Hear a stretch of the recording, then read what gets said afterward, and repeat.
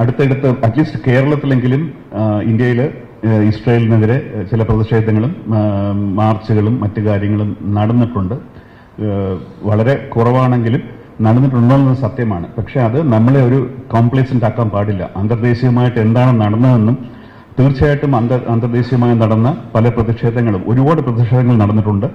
ആ പ്രതിഷേധങ്ങളെല്ലാം ഇസ്രായേലിനെ ഒരു പരിധിവരെ ഒറ്റപ്പെടുത്താൻ ശ്രമിച്ചെങ്കിലും അതിനുശേഷം എന്താണ് സംഭവിച്ചത്? പലപ്പോഴും ഈ ഹെഡ്ലൈൻസ് അടങ്ങിക്കഴിയുമ്പോൾ, തണുത്ത് കഴിയുമ്പോൾ, അല്ലെ ഹെഡ്ലൈൻസ് ഫെയ്ഡ് ചെയ്ത് കഴിയുമ്പം പിന്നെ എന്ത് സംഭവിച്ചു എന്ന് നമ്മൾ പലപ്പോഴും നമുക്കത് എന്താണ് സംഭവിച്ചതെന്ന് നമുക്ക് പലപ്പോഴും അന്വേഷിക്കാനുള്ള സമയം കിട്ടാറില്ല. ഇതെല്ലാം ക്ഷണികമാണ്. ഓരോ സംഭവങ്ങൾ നടക്കുമ്പോൾ നമുക്ക് അപ്പോഴത്തെ ഒരു ഷോക്ക് വാല്യൂ ഉണ്ട്.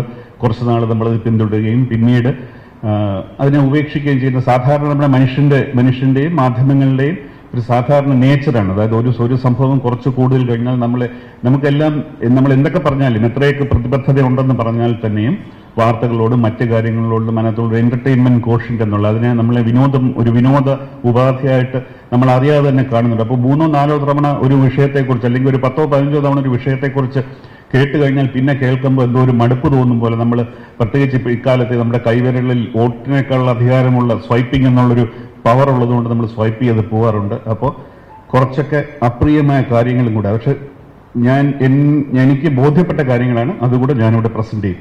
അപ്പോൾ ആദ്യമായിട്ട് പലസ്തീനെ കുറിച്ച് നമ്മൾ എവിടെ തുടങ്ങും എന്നുള്ള എനിക്കറിയില്ല എവിടെ തുടങ്ങും എന്നുള്ള. ഈ കഴിഞ്ഞ 2021 ഒക്ടോബറിന് ശേഷം നടന്ന കാര്യങ്ങൾ എവിടെ തുടങ്ങുന്നുള്ളത് വലിയൊരു പ്രശ്നമാണ്. പക്ഷെ തീർച്ചയായിട്ടും നിങ്ങൾക്ക് എല്ലാവർക്കും അറിയാവുന്ന, അതുകൊണ്ട് കൂടുതൽ ഞാൻ സംസാരിക്കാതെ നമുക്ക് ഒരിക്കലും മറക്കാൻ പറ്റാത്ത ഒരു ശബ്ദം എന്നുള്ളത് തീർച്ചയായിട്ടും ഹിന്ദ് റജാബ് എന്ന് പറഞ്ഞ ആ കുഞ്ഞിന്റെ ഇതാണ്. 5 വയസ്സ് 6 വയസ്സെന്നും പറയുന്നുണ്ട്. അത് 5 വയസ്സ് ഉള്ളൊരു പിഞ്ചു കുഞ്ഞ് ഒരു കാറിനകത്ത് ഇരിക്കുമ്പോൾ അവരുടെ ബന്ധുക്കളെല്ലാവരും 5 കസിൻസ് അടുത്ത് മരിച്ചു കിടക്കുന്നു. അത് അവരുടെ അങ്കിളും ആന്റിയും മരിച്ചു കിടക്കുന്നു. അപ്പൊ ഈ കുഞ്ഞു മാത്രമാണ് പാലസ്തീനിയൻ റെഡ് ക്രസന്റിൽ ലൈവായിട്ട് ഫോൺ കോൾ ചെയ്യാൻ. അപ്പൊ അതിനകത്ത് എനിക്കൊന്ന് റാണ ഫറൂഖി എന്ന് പറഞ്ഞൊരു, റാണ ഫക്സി എന്ന് പറഞ്ഞൊരു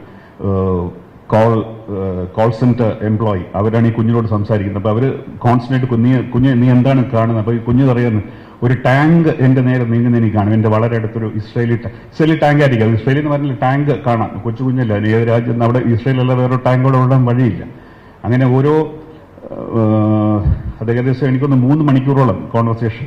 അത് കഴിഞ്ഞ് ഈ international red crescent, Palestinian red crescent, ആ കുട്ടിയുടെ അമ്മ, അത് ഈ കുട്ടിയുടെ അങ്കിളിനെയും ആന്റിയുടെയും കസിൻസിനെയും കൂടി രക്ഷപ്പെടുമ്പോൾ അച്ഛനും അമ്മയും അവർക്ക് ആ കാറിൽ സ്ഥലമില്ലാത്തതുകൊണ്ട് അവർ നടന്നു പോവുകയാണ്. അപ്പോൾ അവരുമായിട്ട് ടെലിഫോണിൽ പാച്ചപ്പ് ചെയ്യുകയും ആ അമ്മ ഈ കുഞ്ഞിനോട് സംസാരിക്കുകയും അമ്മ കുട്ടിക്ക് വേണ്ടി ഖുർആൻ വായിച്ചു കൊടുക്കുകയും പിന്നീട് കുട്ടിയുടെ ശബ്ദം നിലയ്ക്കുകയാണ്. പിന്നെ ദിവസങ്ങളോളം എന്ത് സംഭവിച്ചെന്ന് അറിഞ്ഞില്ല. പിന്നീടാണ് അറിഞ്ഞത് ആ കുട്ടിയും അവിടെ വെച്ച് വധിക്കപ്പെട്ടു എന്നുള്ള കാര്യം. അത് പിന്നീട് ദ വോയിസ് ഓഫ് ഹിന്ദ് റജബ് എന്ന് പറഞ്ഞു. ഞാൻ പറയേണ്ട കാര്യമില്ല, നിങ്ങൾക്ക് എല്ലാവർക്കും അറിയാവുന്ന ഒരു ചലച്ചിത്രമായിരിക്കും.